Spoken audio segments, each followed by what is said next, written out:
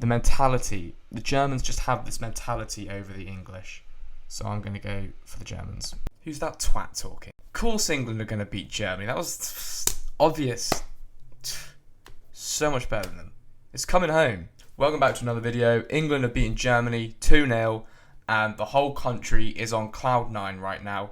And it's blissful. It's like a utopian future at the moment. The sun's out, even though that's going to last about 2 seconds. Everyone's happy, everyone's enjoying themselves, and everyone's singing It's Coming Home. So, you know, that's all the analysis I need to do. Now, so let's actually talk about the game. So, what was it like? Did England play well? Did Germany play badly? Do I think we're going to win the Euros now?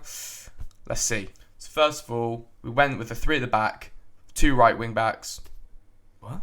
First of all, we went with 3 at the back, 2 wing backs, left wing back, right wing back, Kieran Trippier, Luke Shaw.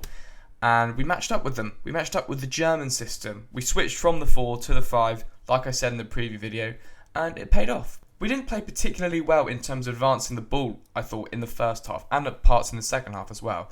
But one thing I will say is I thought that we were pretty defensively solid for 89 minutes of the game, and I think we controlled most of the game as well. I think we were clearly the better team. There's only 2 times, I thought, where Germany got in, and one of them was Thomas Müller when he was 1-on-1, but that came from a Sterling mistake. That came from a poor back pass. And the second time was when Timo Werner went through, and thankfully it's Timo Werner, and Jordan Pickford saved it easily, as we expected, because it's Timo Werner. But other than that, we played really well. We were really solid. Harry Maguire, John Stones, Kyle Walker, the back 3 there, all had a really good game, and we looked so difficult to break down, and we still haven't conceded a goal this tournament, and we're in the quarterfinals against Ukraine now, and that's probably, on paper, our easiest game. It's weird how it works out, isn't it, really? Ukraine in the quarterfinals, and then a semi-final opponent of either Denmark or Czech Republic. We've already beaten the Czech Republic in this tournament, so yeah, this is getting real now. This is getting real. Everyone loves singing It's Coming Home at any major tournament, but I actually think it is, and it's crazy. And I don't want to get ahead of myself. I don't want to build myself up and then get knocked down like England have done in the past. But my God, I think it could happen. I do. We came out in the second half and I thought we looked a lot better in terms of progressing the ball forward. I thought our fullbacks got a bit further forward, Luke Shaw and Kieran Trippier, because they were a bit further back, I thought, in the first half. And maybe that was just because we were playing a little bit more defensively. But Luke Shaw became a lot more aggressive in that second half. And that was the reason that we scored, really. Our fullbacks getting forward. Obviously, as well, the biggest change in that second half was the substitution, taking off Bukayo Saka, who didn't have a bad game. He just didn't have a lot of support up there. He was a bit isolated, I thought. And bringing on Jack Grealish. And Jack Grealish comes on, the fullbacks push up a bit, and what happens? We score 2 goals. The first goal, really, really good.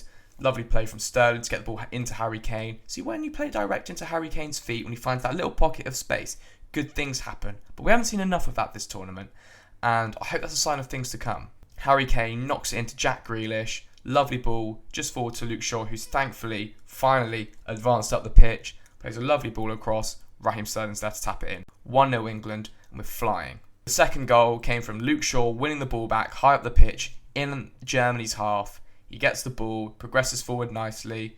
A nice ball's laid into Jack Grealish, who almost goes to shoot, but thankfully he puts the ball across goal, and Harry Kane finally scores at the Euros. And my God, he needed that badly. Now, I don't even think Harry Kane was particularly good the whole game. I'm seeing people after the game saying, well done Harry Kane, 7.5 out of 10, 7 out of 10, 8 out of 10 performance. No, Harry Kane was awful for 80 minutes of that game. And it was only when he got the ball from Sterling, which led to the first goal, it's when I really thought, oh, he's actually looking a lot better now. His movement for the second goal was really good as well. He managed to keep himself on side, really nice controlled header into the top corner. And to be fair to him, that's what elite strikers do. Even if they're having a bad game, they can still pop up with a goal when you need them most. And he did that. So you've got to give him credit where credit's due. But as I said, other than that, I don't think he had a good game. I don't think he was very good, especially in the first half. He didn't have enough touches. And I'm still not sold on, oh, he's back. We've got the Tottenham Harry Kane that we wanted. But he's got a goal under his belt, and that's all we need. He needed a goal more than anything, and he's got that now. So that's a huge weight off his shoulders. And coming up against Ukraine's side, who aren't very good, in my opinion, this should be time for Harry Kane to grab more. I've got to say it. I said I didn't want Sterling to start. I wanted Saka and Grealish. And Sterling, he keeps proving me wrong. He just keeps doing it. I didn't even think he was very good in the first game against Croatia where he scored. He was alright, but he wasn't great. I didn't think he was particularly great against Czech Republic either. But he still got the goal. And I thought he was good against Germany. I do think he was. This was a different Sterling. I saw him running at players. He was dribbling around players. He had 3 successful dribbles in this game. He's got the most successful dribbles in this game in comparison to the other 2 games. And it was great. It was great to see what a bit of confidence does to a player, especially when he grabbed the first goal. I think he's made himself undroppable now. He's scored 3 goals. At one point, he was our only scorer of the tournament. We're about to go through against Germany into the quarterfinals, and we only scored 3 goals in 4 games, all from Sterling. But Kane got the goal in the end. But nonetheless, Sterling's definitely justified a starting place for the quarterfinals, needless to say. What it is about Sterling that's so good is his movement off the ball is just so good. It makes him undroppable. Do we think Jadon Sancho? Do we think Marcus Rashford? Do we think Bukayo Saka would have done the same as him in that situation? We can't say that. They might have done. We don't know. But what we do know is Sterling's done very well off the ball. And he's got himself the goals on the account of his footballing mind. I've already mentioned the fullbacks, but Luke Shaw, what a performance. I think he was subtly a choice for man of the match. Really aggressive in the second half. Really good at winning the ball back. Didn't get dribbled past once. He had the beating of Kimmich on that left-hand side. And he was brilliant. In midfield, Calvin Phillips, Declan Rice. I did say I didn't want to see them both in the central midfield just because I didn't think they were very good at progressing the ball. And I still maintain that. I still don't think that they were very good at progressing the ball at all. But solid. Both of them were on yellow cards for a large part of the game. And it still played very well after that. I don't think Rice had his best game, but I still think, obviously, Declan Rice, we all know how good he is. He's brilliant. But Calvin Phillips, again, really, really good. Really good on the ball. And I think if you're going to drop one of them, not that Southgate will drop any of them, I think that you have to keep Phillips. He's been playing really well. So the next game against Ukraine on Saturday at 8 p.m, what a time that's going to be in England. If we win that, we're through to the semis against Czech Republic or Denmark, and the semi-finals and the final are both at Wembley with a 60k capacity, I believe. And I'm not joking when I say this. This is England's best chance to win a major tournament since 1996. 1996 was at England as well, and they went out on penalties, ironically, to a Gareth Southgate miss. But you can see what happens when there's a home crowd and there's a home advantage. We progress further in the tournament. However, 1966, our only World Cup win, that was in England again. So, good omens. Good omens. So, I'm actually going to read this tweet off my phone instead of doing it on my laptop, just because it's easier to edit for me, and I'm lazy. So, without further ado, let's get into it. The first tweet from Aird United, and he has a Scottish flag in his name, so we know it's going to be a totally balanced and unbiased, fair, measured opinion. Every game at home. Lost 0-0 to Scotland. Easiest knockout draw in history. Not a real Euros if England win. He's right. He is right. Aird United, you have got it bang on. Everybody, close the pubs, stop celebrating, stop drinking, put your glass down. Put your glass down, none of that. None of that. You know why? Because it's not a real Euros if we win it. Because we lost 0-0 to Scotland and our draw is so easy. God damn. It's not like Scotland were in the same group as us, so they had as good of a chance as us to qualify. Aird United, mate, if you're listening, relax. We have one here from Raf. Never doubted you, my manager. And it is an image of Gareth Southgate. And it says, Gareth Southgate, masterclass. Yeah, I mean, was it a masterclass from Gareth? You could say he got it right. We won the game. And a lot of us were complaining about the starting lineup before the game started. And I think the reason for that is, as hot-headed football fans, as hot-headed England fans, we are blessed with a generation of attacking talent. And we see the lineup and we think, oh, why are you not starting Grealish? Why are you not starting Mount? Why are you not starting Saka? Why are you not starting Sancho? Where's Rashford? Where's Sterling? Blah, blah, blah. No, Gareth Southgate is a pragmatic man. He knows what he's doing. Maybe we don't. Maybe we need to put more trust in him. Now, we have a bit of PTSD from the fact that we got knocked out against Croatia under his management, and we thought to ourselves, well, the first team that we've come up against that is sort of any quality, and he's lost to it. And it's fair enough. And I still don't think he's got everything right throughout this tournament.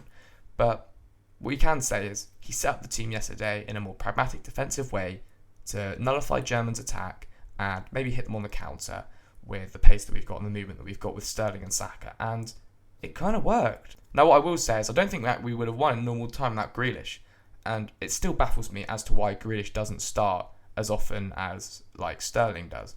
But if you had an attack of Grealish, Sterling, and Kane up front, what more do you want? I would totally support that now. That's what I want against Ukraine. The five at the back was something that I also wanted. I said in my preview video against Germany, but he did it and it worked. So fair enough. I think Gareth Southgate got it for the most part okay. The substitution of bringing Jack Grealish on was his best decision, but I think he should have started. So swings and roundabouts really. But yeah, well done Gareth Southgate. You've done us proud. You've done yourself proud. And let's hope you can continue this throughout the tournament, please. We have one here from Grim Trousers. Interesting. If we had a decent manager with balls, we would be watching England winning games 3 or 4-0. Instead, we are stuck watching shite. The majority of that game was crap. If we lost, Southgate would have been hung for boring us out of the competition. So it's clear that Mr. Grim Trousers does not like Gareth Southgate. Yeah, obviously if we lost, the reaction would be different, but we didn't lose, we won, so the reaction is different. In the words of Gino D'Acampo, if my grandmother had wheels, she would have been a bike.